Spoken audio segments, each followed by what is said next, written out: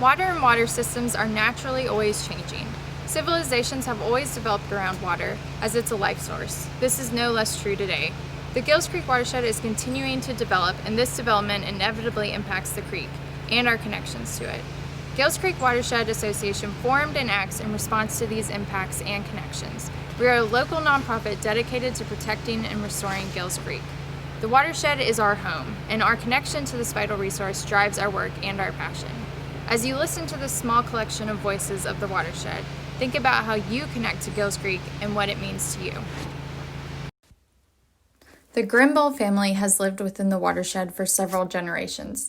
Today we have the pleasure of hearing from 5 grandchildren of the original landowners. Their names are Polly Tilden, John B. Grimball, Carolina Grimball, Ann Peoples, and Maria Harvin. You know, I can tell you this, when we moved out here, I was 10 years old. My sisters were some younger and some, Ann wasn't born yet.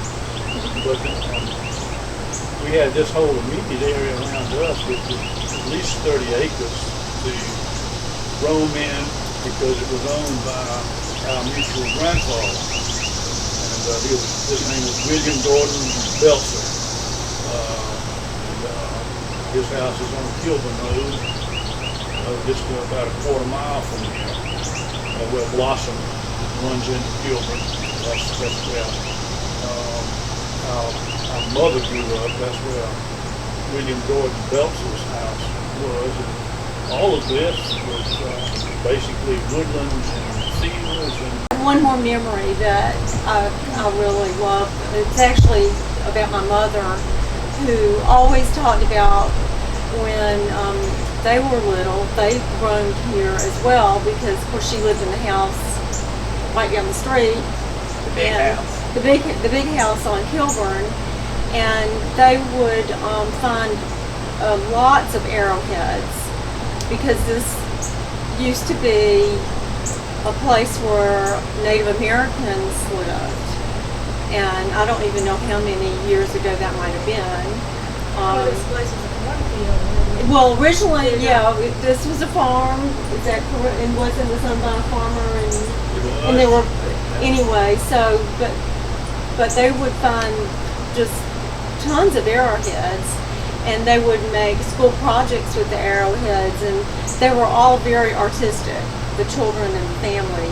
And so she would tell about how they had made this amazing chief arrowhead display, a chieftain with the headdress and made with these beautiful arrowheads, and they had gotten an A+ at school, and then when they went to retrieve it, somebody had stolen it. So we enjoyed this. The woods were our playground, and the pond was so special.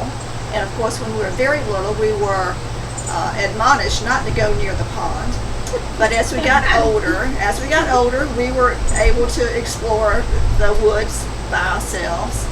And we had a babysitter. Polly and I, this is Polly and me especially, we had a babysitter on long summer afternoons, and I know she was wondering what she was going to do with us. She would take us down, and we'd sit on the bank of the pond and throw rocks in. And I know that doesn't sound exciting, but for us, we just had a grand time throwing rocks into the pond. She'd make doll babies out of the big clump of pine needles. I remember that. And she'd tie them off so they'd have a dress, and she'd figure out some way to make arms, and that was the doll baby that she'd make for us anyway. Yeah, so we had a grand time in the woods, and this being the Gills Creek watershed, it was wonderful. Our next longtime resident of the watershed, John Hart, fondly remembers growing up on Lake Catherine. Growing up, I was close to Lake Catherine, which is about a mile downstream from here, and spent many days fishing in Lake Catherine. We didn't play in Lake Catherine or swim in Lake Catherine because we thought it was kind of polluted, and it was. Since then, the water quality has improved. Maybe not to where we want it to be, but has improved. I spent a lot of afternoons fishing in Lake Catherine and on Gills Creek. The watershed runs all the way above Sesquicentennial Park, all the way down to the Congaree River. And this section right here is I think, beautiful. Of course, I'm a little prejudiced in that I grow up here and still ride my bike across this bridge about once a week. Ride around Forest Lake and then have another path down to Owens Field that crosses Gills Creek also, and tributaries. Living and playing near Lake Catherine also had a big impact on the local resident wildlife biologist and naturalist John Seeley. Like I say, it had a huge impact on me because, you know, kids go through that stage where they build forts and huts and play in the woods. Most of my buddies grew out of that phase, and I never did. I just love coming out here in the woods and being a naturalist and a biologist by profession. I soon became interested in the woods themselves, the birds, the plants, the critters, and the insects. So this Gills Creek watershed influenced my life tremendously.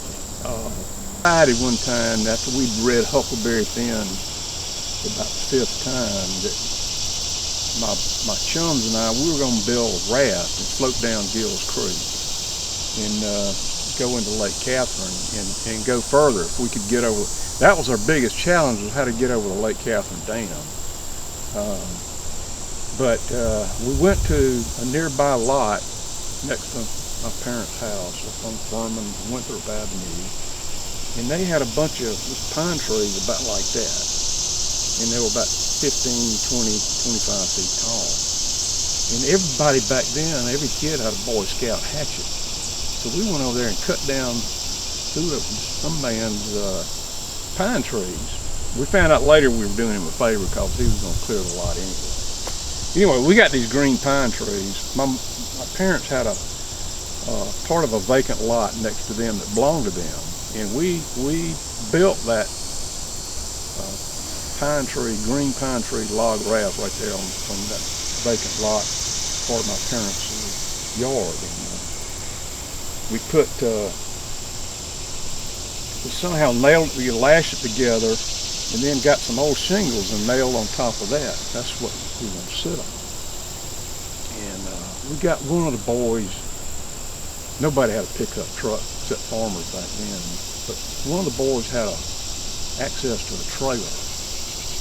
And I think he was humoring us. He knew this thing wasn't going to float. I mean, it was heavy as the dickens, made out of green pine logs. Well, we finally got it in that trailer, and he was humoring us. He brought us down here, and we put that thing in the water, and of course it promptly sank, and it might still be there. Quinine Hill Lake and Emerald Lake, the upper region of the watershed, provided a fun area to grow up in. Local geologist Dr. Gwen Geidel and her son, Frank Caruccio, bring to light some of the activities that growing up in the watershed had to offer. Well, a number of years ago, my husband and I, we are both geologists and hydrologists primarily, but we love this part of Columbia, being relatively close to the university, but being somewhat suburban, but we fell in love with the lake and the opportunity to be on a lake, but we didn't want one that was going to be subject to flooding. We wanted to be sure as hydrologists that we weren't going to get flooded out. And so we found this area with a small lake. We're actually in the headwaters, or one of the branch headwaters of Gills Creek Watershed Association and of the watershed itself.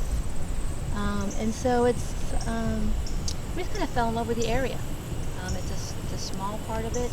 This is the uppermost lake within this particular area. At the top of the dam, the top of the lake in that direction, is where the stream first comes into the lake. Everything above this is piped underground, and so this is the first open area.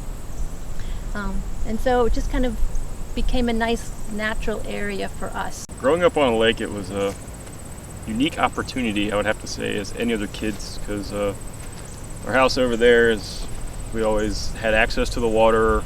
We had a little John boat that we'd put in the water, and we weren't able to put motors on it, gas powered. Obviously, you can tell it's very, very small lake.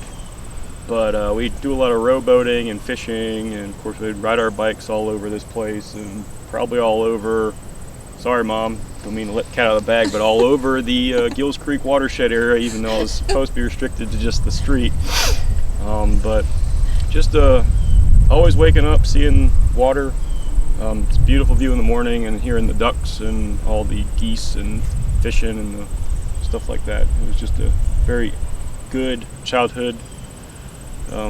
Just to be in contact with water constantly and be able to do all the outdoor activities associated with it. Even though they're urban lakes and in a suburban setting, it's a maintenance issue to make sure that they do stay clean, that we do keep a lot of the sediment out.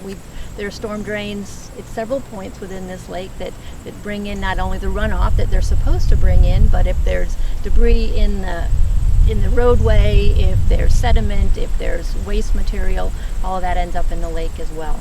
So really trying to push to, if you begin in the headwaters and move downstream, keeping it clean, that's kind of what it also means to be living on the lake, is to care for the lake also, so that you're caring for everyone else that's kind of downstream from you too. In continuing the conversation in a more modern history of the watershed, resident Rob Robertson gives a detailed account of how the devastating 2015 flood affected portions of the watershed's creeks. This area signifies what I consider the largest change that I've seen along the watershed in my lifetime. Rosewood Extension did not used to exist. This was all natural area, and they extended Rosewood Drive to meet up with Wildcat Drive at Garner's Ferry Road in Columbia. So they carved out a piece of the hill behind us the other way you can't see, extended this road, and so that's the biggest change, and that and the construction of I-77, which is that way from here, are the two major changes I've seen in the watershed. Lived in the watershed during that time, just outside of Lake Catherine. Have played in this creek most of my life, and got interested in it again about 10 to 15 years ago, when I realized what a resource it is to the city of Columbia, and how important water quality is to not only us, but the wildlife that lives around it. We're right around 5 years removed from a catastrophic flood here. This area that we're in, we'd be submerged. It was probably 20 feet deep at this point. Cars were pulled out from behind this bridge by the Department of Transportation. Also large dipsty dumpsters, trash receptacles, all kind of gathered in this corner. So this road was closed for a while they cleaned that up. So that was a major cleanup. Carol Kosowski also brings to light many of the recreational uses of the watershed, but she brings us to the Forest Lake area to also describe ways residents can help preserve the resource. I'm an old timer in this watershed. I have lived in this watershed for 48 years.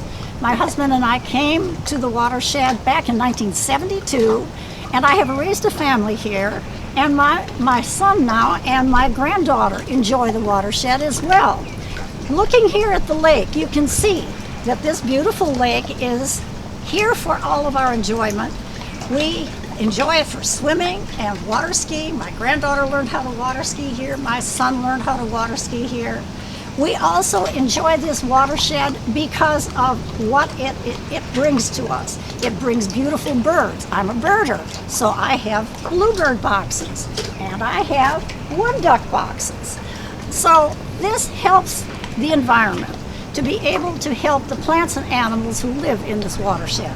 I'm also a gardener, and I have spent a lot of time gardening. If you look out here, you can see my zinnias are in bloom. Still, there are some eggplants that are fruiting still, and some lovely chrysanthemums which aren't in bloom yet, but will be very soon. So I've grown tomatoes here, bell peppers here, vegetables here, different kinds of vegetables and different kinds of flowers. So in this Gills Creek watershed, I'm trying to help the plants, the trees. The trees are very important. Why? They're important because they hold the soil together. So when we get a huge deluge of rain, as we have done, it holds our soil in place so it doesn't run off into the lake. It doesn't pollute the lake. Those trees are important because they provide oxygen for us. So it's important to safeguard our trees. It's important to safeguard our water, we want to keep a clean water and clean air. And that's what this beautiful watershed has. It's one of the amenities for all of us.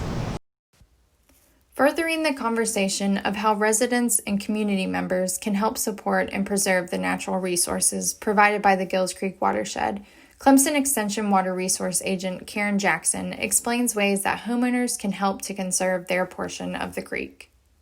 One big thing that Clemson does, we'll answer calls from the public about any sort of thing. If someone has a question about like some weird scum on the top of the stream in their backyard, we can answer what that is. If someone needs suggestions for, plantings or just how to alleviate some wet spots in their backyard, we can answer that. So a really neat thing, and probably my favorite thing about my job, is that when I see several calls about the same question, I can work with my fellow agents and create a program on addressing those problems. And so it's a creative job. We have a lot of freedom, and you can actually see an impact. So it's been really fun. What are some of the programs that you've instituted in your time here in the watershed? So probably our biggest new program is on stream bank repair. We've gotten an increase in calls about backyard streams where the banks are failing, where they've taken out the vegetation because they're scared of snakes, things like that. So they've just created a pretty degraded habitat, or they bought a house that has a stream that they don't know how to take care of it or what it needs or what a healthy stream really looks like. So we created the stream bank repair program to help fix these smaller streams and create a better riparian area that's going to filter pollutants and keep the bank stabilized and ultimately affect water quality in a good way. We also work with the public a lot on, if there's an issue in their backyard or on their property, we work with, native plants, what's going to work well in that wet spot, and not something that's like hardscaping or putting in a drain. Really kind of working with the land on something that's going to be cost effective and beneficial, and that all ties into the watershed and downstream water quality. Thank you for taking the time to view and listen to the narratives of those in the Gills Creek watershed. Take time to think about and appreciate what this invaluable resource has offered you and how you can aid in its preservation. And for a broader historical understanding of Gills Creek and our community's ties and interactions with it, be sure to watch our historical video.